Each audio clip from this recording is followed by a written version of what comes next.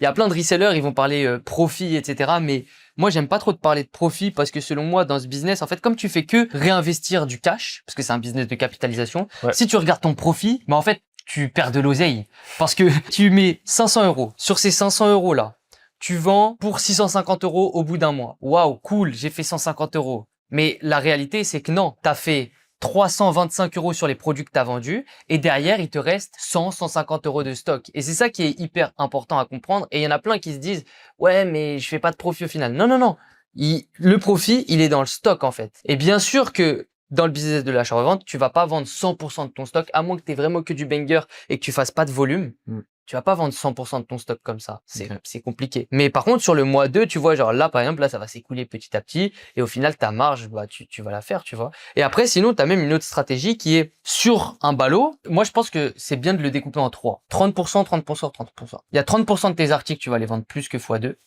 30% tu vas les vendre à peu près x2 et 30% où tu vas les vendre un peu en dessous de x2. Il reste 10%, mais en gros au global tu vois tu fais x2 là-dessus. Peut-être que là aujourd'hui tu vois ce qui te reste comme produit c'est les produits un peu moins cool et du coup bah tu diminues les prix, mais du coup il faut faire ta marge comme tu l'as dit tout à l'heure. Il y a des bêtes de Carzip, tu les mets à 60 balles. Et les autres, par contre, peut-être un peu moins bien, tu les mets à 30. Ouais, c'est ça. C'est ça. Faut accepter de devoir rogner un peu sa marge sur des petits produits parce que, bah, mine de rien, bah, tu sais que ceux-là, tu pourras pas forcément les vendre aussi bien que ce que tu voudrais. Mais vu que dans le tas, t'as forcément des beaux habits, quoi. Tu sais que ceux-là, tu peux les maxer. Il faut pas que t'hésites à les maxer parce que de toute façon, ce que je vois aussi, c'est que tout le monde casse les prix. Tout le monde est là. Ok, je te négocie.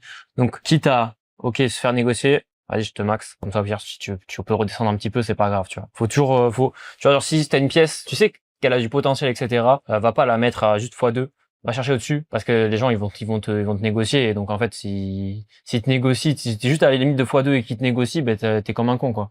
Donc, monte un peu et, ouais, des faux. Si tu vois que les produits sont ok, si tu vois que c'est un peu... Et petit à petit, après, tu baisses, comme t'as fait, tu vois, sur la stratégie riposte, ensuite tu baisses un peu, et comme ça, tu fais partir le stock. Et les 650 euros de chiffre d'affaires, eux, tu les réinvestis, tu vois, comme tu l'as fait ici. Est-ce que t'as investi plus aussi que ça, du coup, de l'argent que t'avais de côté? En plus de... Je crois que j'ai remis... T'as remis un peu?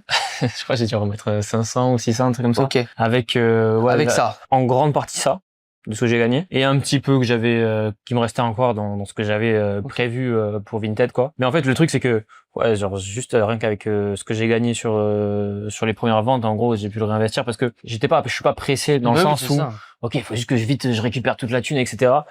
Je me dis, vaut mieux que je réinvestisse tout d'un coup et que je gagne du coup plus d'argent et que je prendrai l'argent dans 3-4 mois, tu vois. Quand j'aurai vraiment plus investi avec ce que j'ai déjà gagné.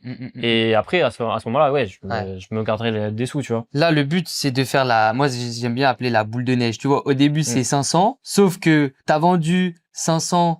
Allez, t'as pas vendu encore tout ton stock, mais à la fin du mois, t'as transformé ces 500 en 800. Tu réinvestis. Ensuite, tu transformes ces 800 en 1200. La boule de neige, tu vois, elle commence à grossir. Et à chaque fois, tu réinvestis ton chiffre d'affaires. Et parce que ça, c'est hyper important pour moi à préciser. Toi, aujourd'hui, peut-être que du coup, t'es pas forcément dans une situation, c'est pas ton focus, tu vois. Mais un salarié, par exemple, qui, lui, veut remplacer son salaire, mais en fait, investis ton salaire, tu vois. Genre, investis une partie du salaire pour faire grossir cette boule de neige encore plus vite. Parce que là, tu investis 500, tu sors 800. Ces 800 là, tu les réinvestis, tu sors 1200. Si au lieu de réinvestir que 800, que ce que tu as gagné avec Vinted, tu réinvestis aussi 1000 de ta poche. Bah là, directement, ta boule de neige au mois 3, elle est comme ça, tu vois. C'est une avalanche. Mais gros, laisse tomber. Et ça, c'est ça que peut-être les gens, faut pas se dire que si on se lance dans Vinted, on va claquer l'oseille comme ça. C'est vraiment, en fait, comme un peu tout ce que tu fais dans ta vie.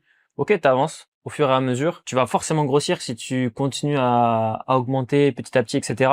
Et il faut pas se dire, ok, tac, j'arrive Vinted, premier mois, je me fais 6000 de bénéfices, tu vois, parce que bah non, enfin, tout dépend combien tu peux investir. Ouais, c'est ça. Si t'investis 10 000, oui, voilà, vas-y. c'est ça, c'est sûr. Mais il y en a pas beaucoup qui sont prêts à investir 10 000 c'est ça.